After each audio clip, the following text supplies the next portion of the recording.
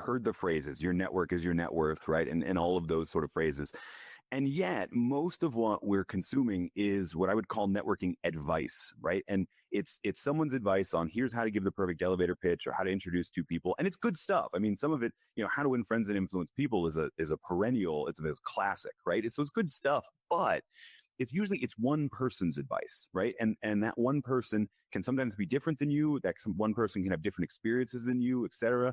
And a lot of people take that advice and then they go to the event or they go to that thing where they're trying to meet new people. They try and put that advice into practice and then they feel weird and sleazy and inauthentic. And well, like, no wonder you feel inauthentic. You're trying to be someone else, by doing their thing. So I'm trying to take a little bit different track, which is for the last 50 or 60 years, scientists from a variety of fields, mathematics, but also behavioral science, behavioral economics, sociology, et cetera, have been studying how networks actually work. How if A is connected to B and B is connected to C, how are C and A's relationship and what's going on in sort of the broader network. And so the big idea is I think most people need to learn less of someone else's advice and need to learn more about the network that they're already a part of and get a better map on that and then respond accordingly.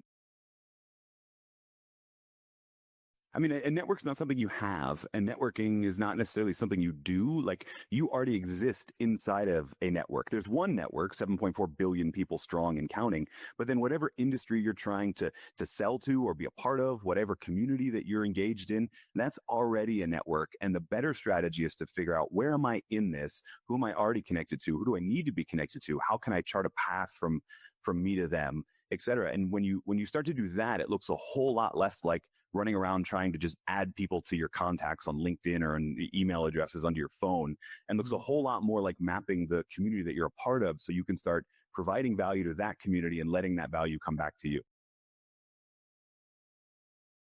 Is there truth behind 6 Degrees of Kevin Bacon? And so, what happens is people try and connect one actor to another actor through Kevin Bacon in 6 steps or less.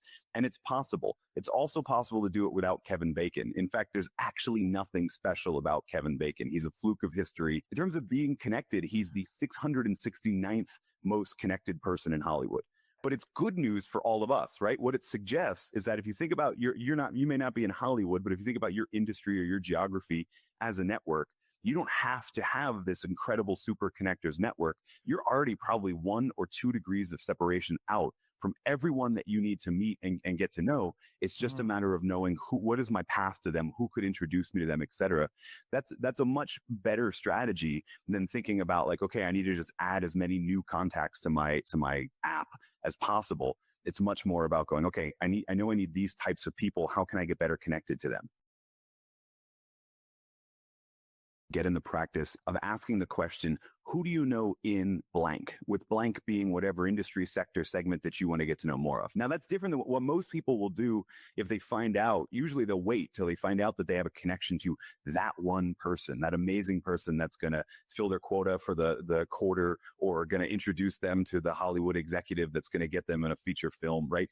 When we think about that, maybe we don't even know, we LinkedIn stalk and then it tells us we have this connection. Then we go to that one person and we beg for an introduction. A better approach is to sort of systematically be asking contacts we already have, hey, who do you know in blank, whatever that segment is, and let them come up with not just one person, but a list of names. Usually that list of names is going to be people they would be comfortable introducing you to.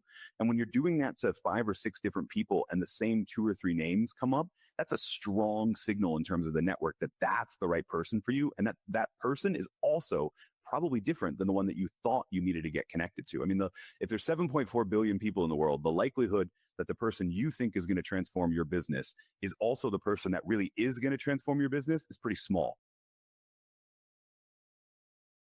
There's I call it a $12 word, multiplexity. And what it is in network science is it's essentially a realization that even though A might know B, there are multiple different ways in which people can know each other. So when we have just one thing in common or one reason to connect, we call that a uniplex tie, right? So when it's just work related, that's a uniplex tie.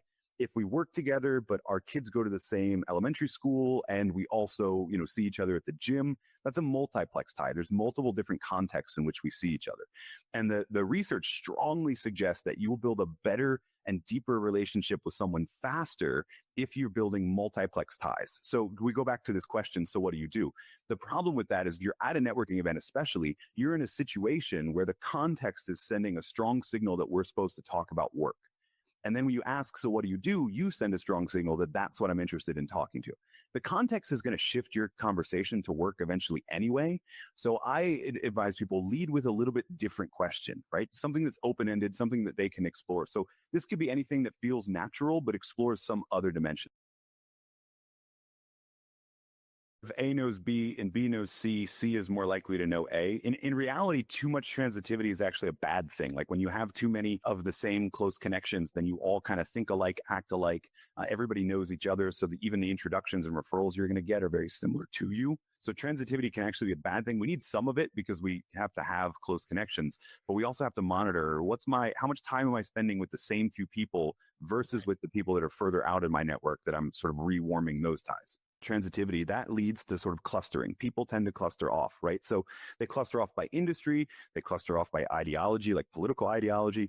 They cluster for a bunch of different reasons. And what that creates over time is it's almost like planets and space, right? There's Earth and there's Mars, and in between there's nothing. Well, sometimes there's the moon, but you know what I mean? Like it creates a gap, an empty space in the network. And it turns out that the people who bridge that gap, who connect two communities to each other, who become sort of an information flow between them, those are the people that end up creating the most value for both of those communities and the people who generate sort of the most value for themselves because they're seen as that connector.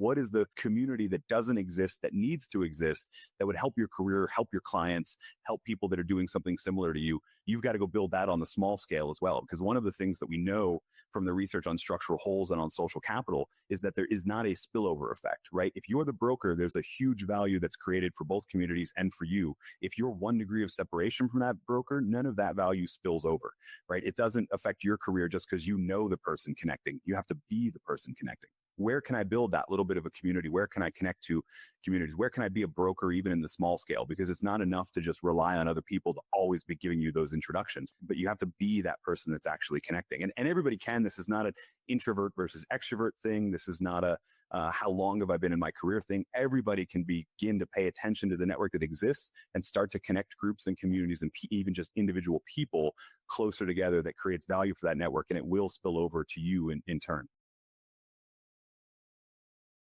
I want you to think of 5 people that you haven't talked to in 6 months to a year, and I want you to do the work of reaching back out to them, engaging them in a conversation. You have my permission to wait till you find a relevant reason to do it, but you don't have my permission to ignore making the list. Get that list made, put it in front of you, and when you start to think about them, or you read an article that they'd be interested in, or you see them post something online about what they're up to, that's your reason, that's your ramp to go back and reconnect with them and focus in on that first, because it's more comfortable, but it's hugely beneficial to not just you, the overall network. If you enjoy this podcast, please make sure to subscribe.